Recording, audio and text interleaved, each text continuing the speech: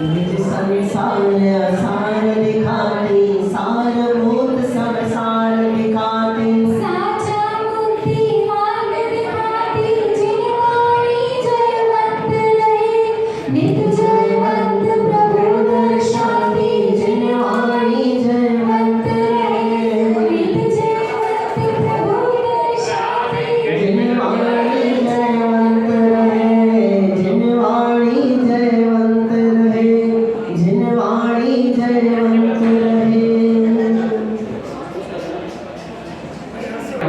हाँ लीजिए, हाँ जी दे दिया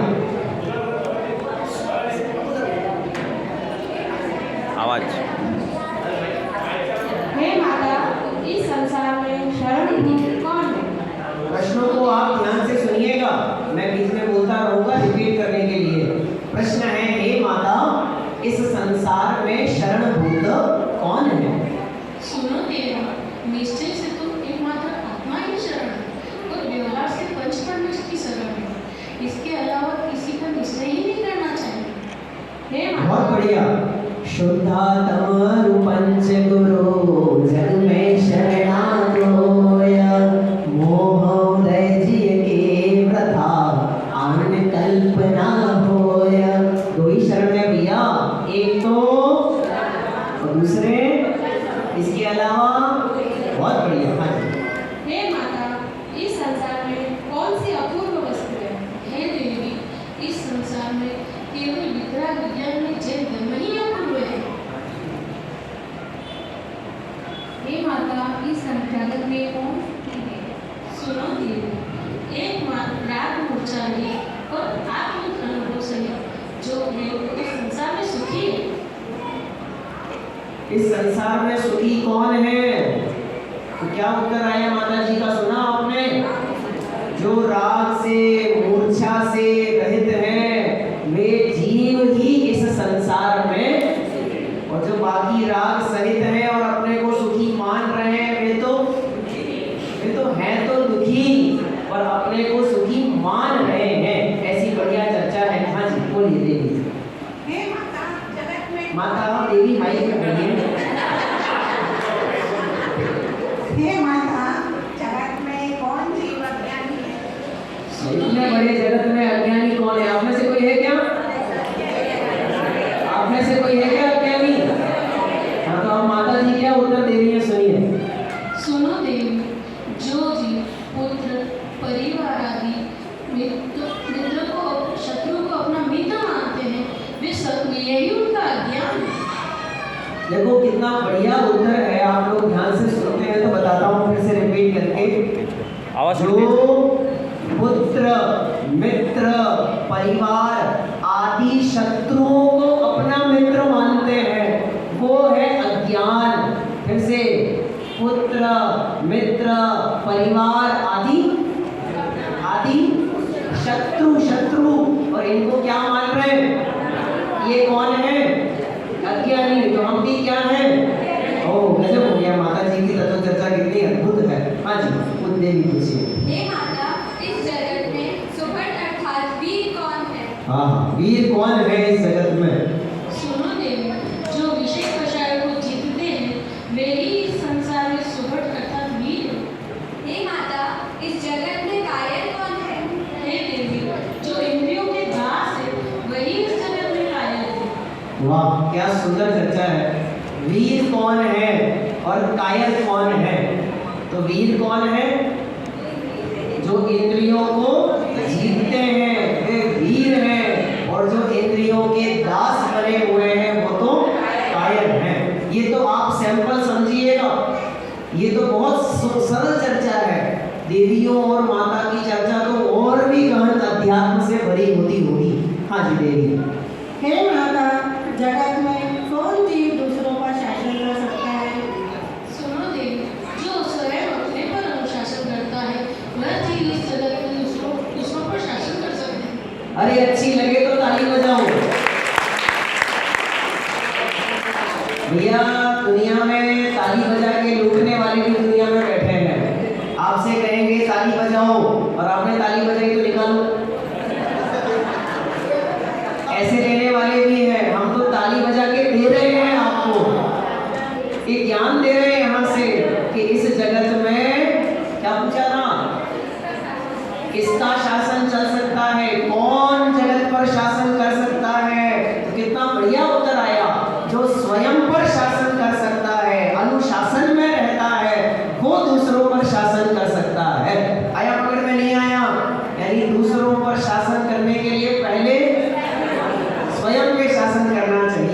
हाँ दीदी पूछिए। हे माता, इस संसार में किसका जीव पशु समान व्यर्थ है? सुनो देवी, जो पुरुष उत्तम जीव कुल में जन्म लेकर सम्यक दर्शन का पुरुषार्थ नहीं करता, नित्य देव दर्शन, जिनेन्द्र पूजन, अभिषेक नहीं करता है, उसका जीवन पशु तुल्य है। वह इस धरती पर बोझ के समान है। वाह, इस धरती पर कैसा लिखा है? जो देव दर्शन नहीं करता, जो अभिषेक पूजा भी नहीं करता, जिन मंदिर नहीं आता, वो व्यक्ति का जीवन कैसा है? वस्तुतः आप विचार करो, पशु भी देर तक नहीं सोते। कोई पशु ऐसा नहीं है जगत में, कोई पशु उल्लू को छोड़ के, केवल उल्लू को छोड़ के कोई पशु, चमगादड़ और उल्लू जैसे रात्रिचर पशुओं को छोड़ के कोई पशु ऐसा नहीं है जो देर सुबह तक सोता होवे। ये मनुष्य ऐसा है कि जो है तो मनुष्य, लेकिन प्रवृत्ति कैसी है? इसका जीवन इस धरती पर कैसा है? बोझ के समान है। बहुत बढ़िया, बोलिए। हे माता, इस जगत में कौन स्त्री महान है?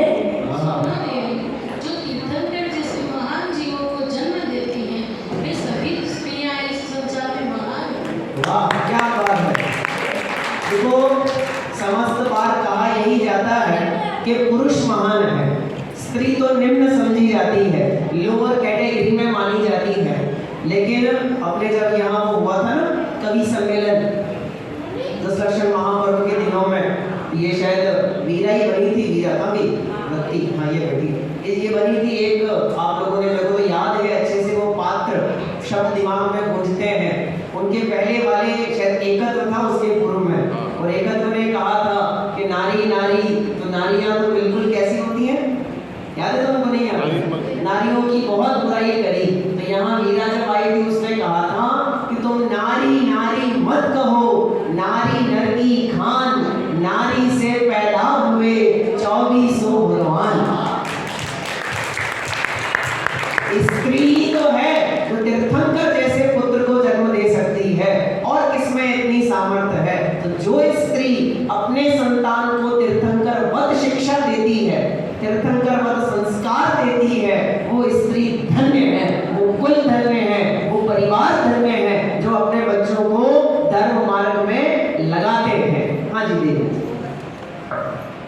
तो फिर तो हे माता, आप जगत की उत्कृष्ट माता हैं, क्योंकि आपकी गोद में तो 3 लोग के नाथ पल रहे हैं। सुनो देवी, वैसे तो यह स्त्री पर्याय अत्यंत दुखदायी है, परंतु मैंने न जाने कौन से पुण्य कर्म किए थे जो आज मेरी यह स्त्री पर्याय धन्य हो गई है। तीर्थंकर जैसे महान जीव की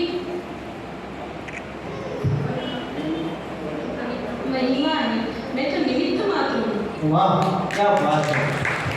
देखो, जहाँ जगत की माताएं कहती हमने तुझे 9 महीना पेट में रखा है, तो सिखाएगा हमको, इतने बड़े हो गए तुम। वहाँ तीर्थंकर की माता तत्वज्ञानी है, तो कह रही है हम तो निमित्त मात्र हैं। ये तो तीर्थंकर की महिमा है जो हमारे गर्भ में आए हैं, उनके गर्भ में आने से हमारी स्त्री पर्याय धन्य हो गई है। ऐसी अद्भुत चर्चा। हाँ दीदी। हे माता, जगत में कौन पुरुष स्त्री के समान है? सुनो सुनो, प्रश्न पुरुषों के लिए है। जगत में कौन पुरुष किसके समान? स्त्री के समान है। माता जी उत्तर दीजिए। सुनो देवी, जो पुरुष होकर सम्यक दर्शन का पुरुषार्थ नहीं करता, नित्य देव दर्शन, पूजन, अभिषेक नहीं करता, वह जीव पुरुष होकर स्त्री के समान है। वाह, क्या बात है। जो पुरुष होकर के, देखो तेरापंथ आमनाएं के अनुसार स्त्रियों को अभिषेक का अधिकार नहीं मिला है, भगवान को स्पर्श करने का अधिकार नहीं मिला। लेकिन जो पुरुष होकर के भी अगर ऐसा काम नहीं करता तो उसका जीवन कैसा है? स्त्री के समान है। फिर जो इस काम स्त्री नहीं कर सकती वो काम पुरुष भी नहीं करे, तो वो पुरुष कहाँ रहा? वो तो स्त्री ही रहा। बहुत बढ़िया प्रश्न और बहुत बढ़िया उत्तर। बताइए अगला प्रश्न माता जी। हे माता, कौन स्त्री पुरुष के समान है? सुनो देवी, जो स्त्री सम्यक दर्शन प्राप्त कर आर्य का व्रत धारण करती है, वह स्त्री इस जगत में पुरुष के समान है। वाह, अरे ताली बजाओ स्त्रियों में बात करती हूँ। पहले प्रश्न था कौन पुरुष स्त्री के समान है, अब प्रश्न है कौन स्त्री पुरुष के समान है।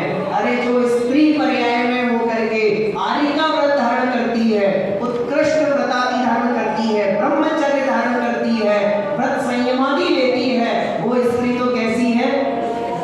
पुरुष के समान है। पुरुष के समान मुनि लिंग नहीं ले सकती, और अपनी पर्याय में जितनी उसकी योग्यता है उतना काम तो वो करती है। बहुत बढ़िया।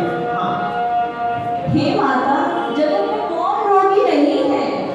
हे देवी, जो जीव विवेक पूर्वक भोग भोगता हुआ धर्म साधन करता है, वह कभी रोगी नहीं होता।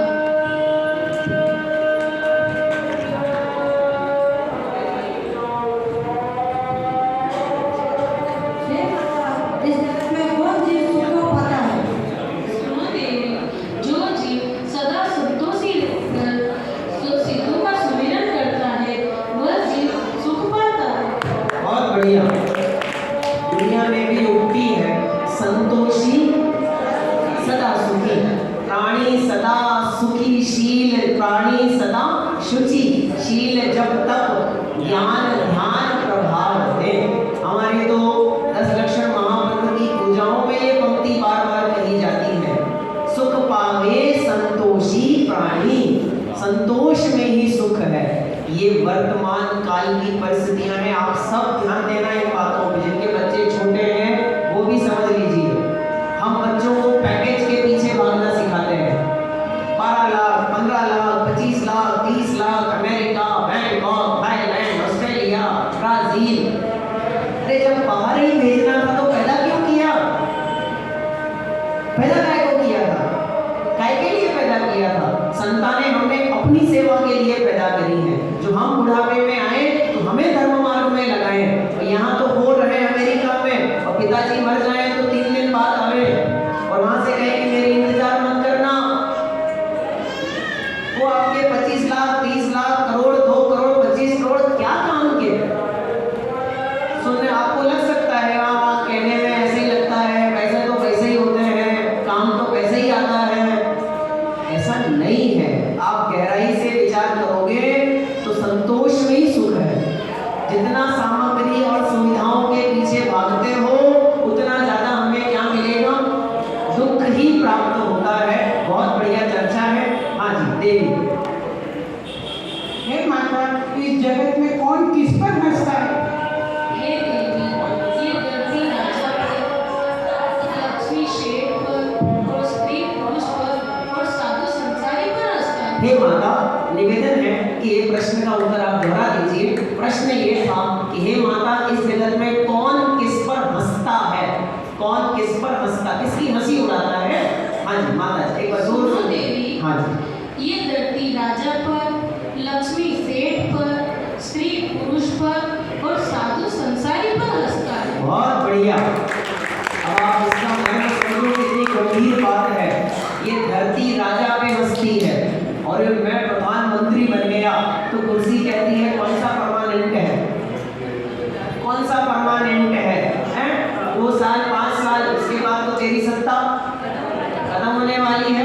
कि ये संसारी जीव समझता है कि मैंने ये इकट्ठा कर लिया, वो इकट्ठा कर लिया, इतना ले आया, उतना ले आया। और साधु कहते हैं देखो तो इस मूर्ख को, देखो तो इस मूर्ख को, इन संयोगों के पीछे भागता है। लेकिन हमने तो इन संयोगों को किसके समान? काक कीट सम गिनत है सम्यक ज्ञानी लोग। ऐसा विचार करके सम्यक ज्ञानियों ने इन संसारी जीवों के ऊपर में हंसी करते हैं, हमारे पे हंसी बनाते हैं। हाँ देवी। हे माता, जैन धर्म में जन्म लेने के बाद भी कई जीव अधोगति रूप सागर में क्यों डूब जाते हैं? सुनो देवी, जैन धर्म में जन्म लेना ही आत्मकल्याण नहीं होता। जैन धर्म में जन्म लेने पर लक्ष्य नष्ट हो जाने से यह जीव चतुर्गति रूप भवसागर में भ्रमण करता है। बहुत बढ़िया। कितना उत्कृष्ट प्रश्न है, हम सबके लिए है। जैन कुल में जन्म लेने पर भी यह जीव अधोगति में, नरकादि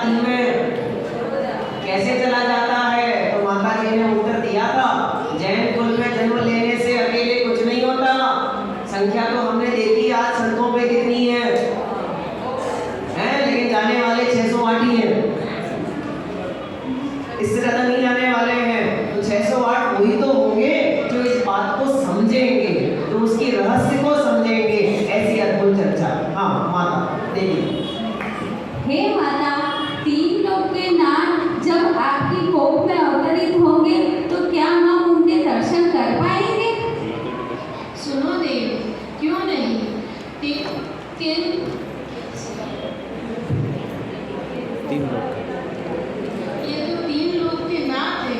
तुम क्या 3 लोग के जितने भी जीव हैं वे सभी उनका दर्शन के लाभ ले सकते हैं। बहुत बढ़िया। अकेले माता क्यों, 3 लोग के सभी जीव कीर्तन कर पालक कीर्तन करके दर्शन का लाभ ले सकते हैं। लेते ही हैं, जन्म लेते ही तो सौधर महेंद्र सचिन रानी को लेकर के आ जाते हैं और इतने सारे देवी देवियों को लेकर के चले जाते हैं मेरू पर्वत में अभिषेक के लिए। हाँ जी देवी। हे माता, तो क्या हम बाल दिव्यांगों के साथ खेल भी सकते हैं?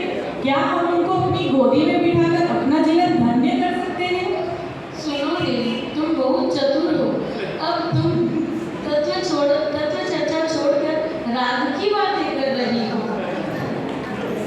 रात्रि काफी हो चुकी है, अब हम विश्राम करेंगे। आप सभी विश्राम करो।